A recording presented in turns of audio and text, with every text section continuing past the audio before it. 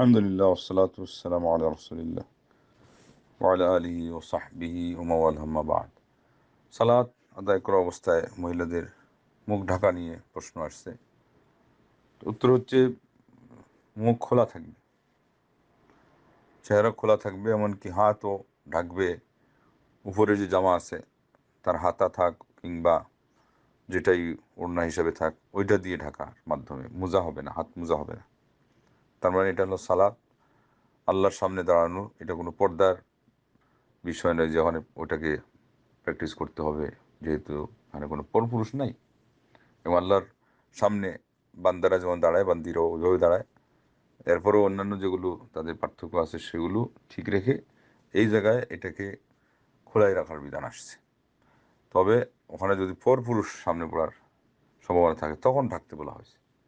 এটাই প্রমাণ করে যে আর আগে কি থাকবে খোলা থাকবে। সাধারণত মহিলারা তাদের বিশেষ প্রকোষ্ঠে তারা সালাত আদায় করেন এমত অবস্থায়।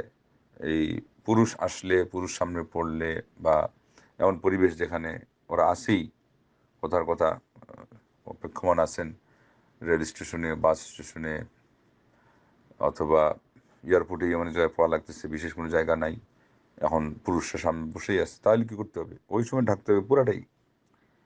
এছাড়া যেটা বলা হচ্ছে যে চিবুক ঢেকে রাখা, ঠোঁটের নিচ পর্যন্ত, এটা তো বানানো একটা নিজস্ব জোড়াতালির প্রক্রিয়া। এইগুলো ইসলামের মধ্যে মারাত্মক অন্যায়, যেটার দলিল নেই, যেটা দলিল থেকে বোঝাও যায় না। নিজের পক্ষ থেকে একটা জোড়াতালি দেওয়া, এগুলো সম্পূর্ণ অত্যুক্তি, দিনের মধ্যে বাড়াবাড়ি।